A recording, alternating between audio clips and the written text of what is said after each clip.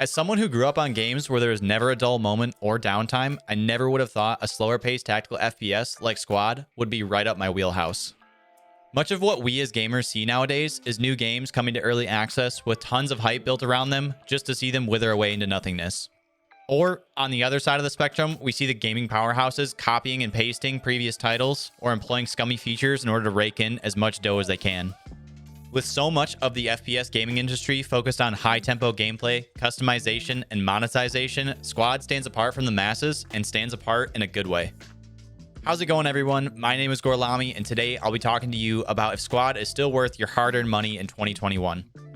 If you're tired of the nonsensical spawn, die, repeat of arcade shooters, but are far too intimidated by the Arma 3s of the gaming world, Squad occupies a nice middle ground between the two. With teamwork and communication put into the foreground, the necessity for cooperation is incredibly apparent, all while bolstering top-tier gunplay both as infantry and vehicles. Squad and the tactical FPS genre are very niche and detract from a lot of what many people expect in a modern-day game, so we'll take a run-through of a bunch of the different gameplay aspects and features in Squad so you can best decide if this game is right for you. In the recommendation system requirements in Squad's Steam page, you find an addition that you don't often see in any other game: a microphone. Squad stands apart from much of the gaming world by putting communication as one of the forefront aspects of their game. When you see the slogan, communicate, coordinate, conquer, they aren't messing around with you. The thing that will make or break your team's chances of winning a game is if your teammates are communicating and doing so properly in and amongst the different squads. In Squad, there are 3 different ways players can talk with one another. There are command comms for squad leaders to talk with other squad leaders, squad comms for inter-squad communication between everyone within your squad, and local comms for speaking to anyone within a close proximity of you. Utilizing all 3 is an integral part of the game, and failing to do so will likely lead to defeat. If you're someone who likes a shooter where they can run around shooting things and minding your own business, this game is not for you. Squad has been in development for over 5 years now. Running on the Unreal Engine 4, it possesses some of the most impressive graphics you'll see in any modern-day FPS. From vastly different map landscapes, to multiple M1A2 Abrams rolling past you, to watching a full-on 155mm artillery barrage land on your enemy's position, the visuals in Squad will have you fully enthralled in the battle that is going on around you. The audio in Squad is no slouch either, boasting some of the most immersive audio I've ever experienced in a video game. With the large maps in the game and the unique audio each weapon and vehicle has, you always feel like you're in the shit or you're about to be real soon. I struggle to put into words how fantastic the audio and visuals are in Squad, so I'm just going to let the game speak for itself real quick.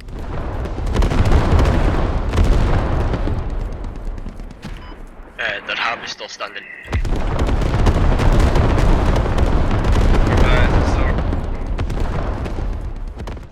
The cornerstone of any good shooter is the gunplay.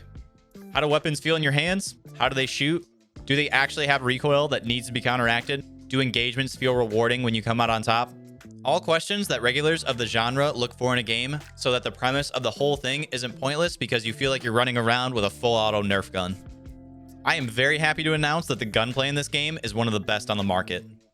The weapons have a punch to them, and you don't ever feel like you're shooting reskin versions of the same weapon. If you try to run around and shoulder fire a machine gun that is meant to be fired while bipoded, you're going to be utilizing the full extent of your mousepad to stay on target. The engagements that you get into feel incredibly immersive and rewarding. The combination of suppression, the fast time to kill, your teammates calling out enemy positions, and the sounds of bullets flying both ways will have you hooked in an instant. Good existing content and promising upcoming content is the backbone of any successful game. People don't want to buy a bad game or buy a game that is dying because nothing new is coming in the future.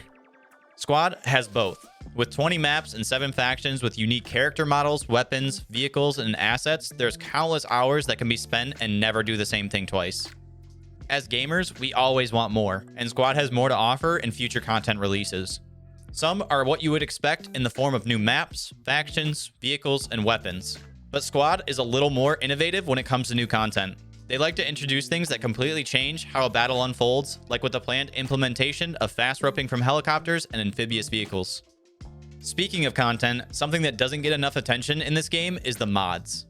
From simpler mods like the Squad Ops Hardcore mod that turns the intensity of games up to 11 and introduces some incredible new assets, to the Galactic Contention mod where you can play a Star Wars game set within the Squad framework.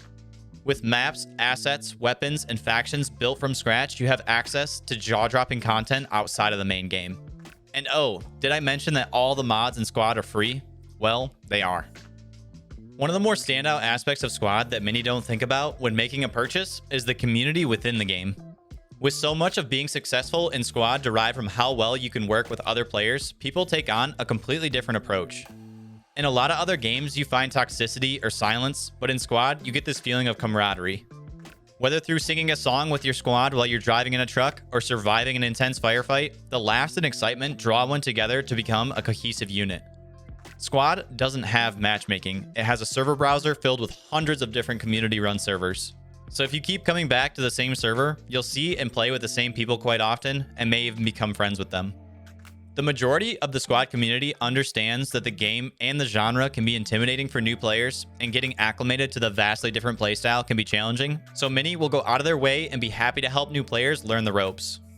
All you need to do is let your squad know you're new to the game, and more times than not, you'll have teammates ready and willing to answer questions or explain something to you. If you're looking for a game that has things to unlock or ways to customize your character or weapons, move right along, because Squad isn't your type of game. Squad has no leveling system, no challenges to complete, and no new anything to unlock. What you see is what you get. This aspect has to be one of my favorite things about Squad.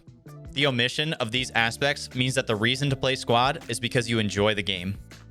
For me, this was a freeing experience. After so long playing games that require me to log on for dailies, complete annoying tasks, or reach a certain level to obtain some piece of content, I finally had a game that I could just play for the sake of enjoyment. Wins, losses, kills, and deaths mean absolutely nothing in Squad. No previous round has any effect on future rounds. You don't lose rank points or move up or down a division, so while in other games, players can become extremely upset from losing because it has an effect on their future games, in Squad, the only thing that carries along with you at the end of a game is the experiences you had and the people you had them with.